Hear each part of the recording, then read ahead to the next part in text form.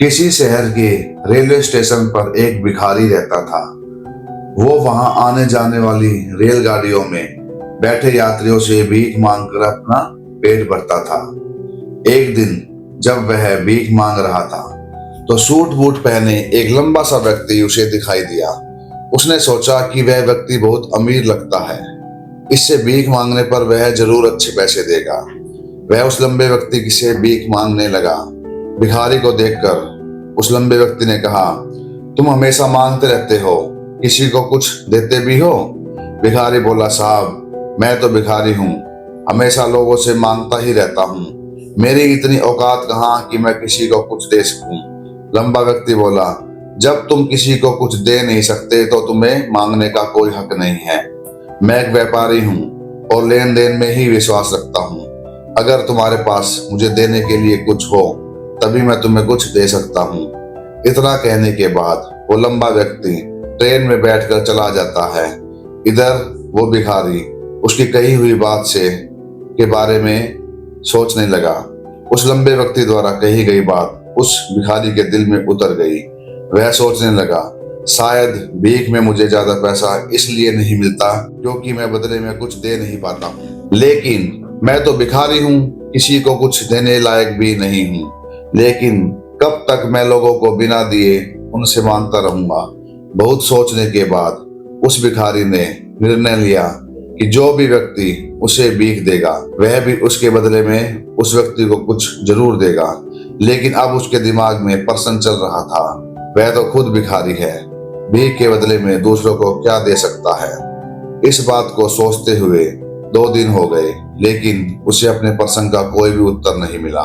तीसरे दिन जब वह स्टेशन के पास बैठा हुआ था तभी उसकी नजर कुछ फूलों पे पड़ी जो स्टेशन के आसपास के पौधों पर खिल रहे थे। उसने सोचा, क्यों ना लोगों को भीख के बदले में फूल दे दिया करूं। उसको अपना यह विचार अच्छा लगा और उसने वहां से कुछ फूल तोड़ लिए। अब वह ट्रेन में भीख मांगने पूछा। अब जब भी कोई उसे भीख देता तो वह भीख के बदले में कुछ फूल देता। उन फूलों को लोग खुश होकर लोग अपने पास रख लेते। अब भिखारी रोज फूल तोड़ता और भीख के बदले में फूल यात्रियों में बांट देता। कुछ ही दिन में उसने महसूस किया कि उसे अब बहुत लोग भीख देने लगे हैं। वह स्टेशन के पास के सभी फूल तोड़ लाता। जब तक उसके पास फूल रहते तब तक लोग उसे भीख देते, लेकिन जब फूल बांटते बांटते खत्म हो जाते तो उसे भीख भी नहीं मिलती थी। अब रोज ऐसा ही चलता रहा। एक दिन जब वह भीख मांग रहा था तो उसने देखा वही लंबा व्यक्ति ट्रेन में बैठा था, जिसकी वजह से उसने भीख के बदले में फूल देने की प्रेरणा मिली थी। वह तुरंत उस व्यक्ति के पास पहुंच गया और भीख मांगते हुए बोला, आज मेरे पास आपको देने के लिए फूल है, आप मुझे भीख दीजिए, मैं उसके बदले में तुम्हें कुछ फूल दूंगा।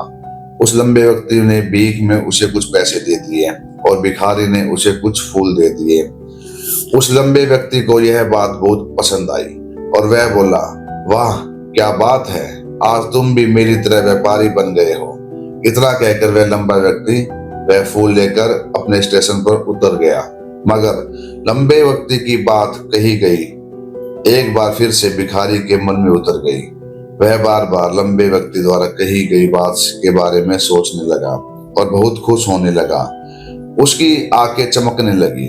उसे लगने लगा उसके हाथ अब सफलता की चाबी लग गई है, जिसके द्वारा वह अपना जीवन बदल सकता है। वह तुरंत ट्रेन से उतरा और उत्साहित होकर बहुत तेज आवाज में अपने ऊपर आसमान की तरफ देखकर बोला, मैं भिखारी नहीं हूँ, मैं तो एक व्यापारी हूँ, मैं भी अमीर बन सकता हूँ। लोगों ने उसे देखा तो सोचा शायद यह भिखारी पागल हो गया है और अगले दिन से वो भिखारी उस स्टेशन पर कभी दिखाई नहीं दिया।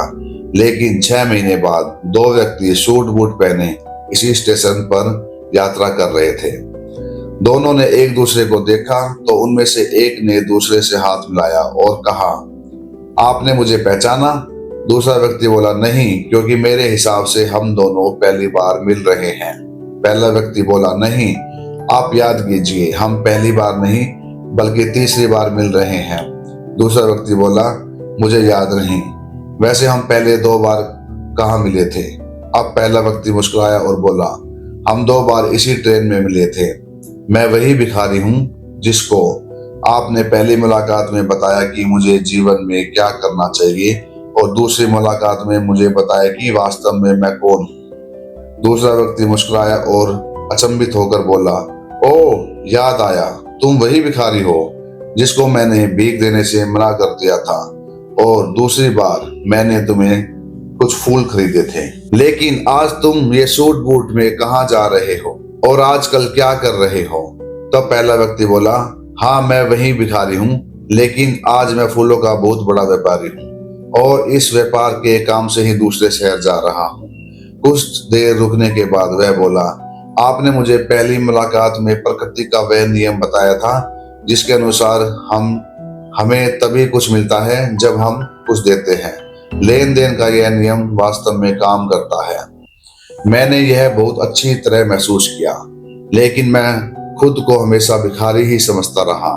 इससे ऊपर उठ मैंने कभी सोचा ही नहीं।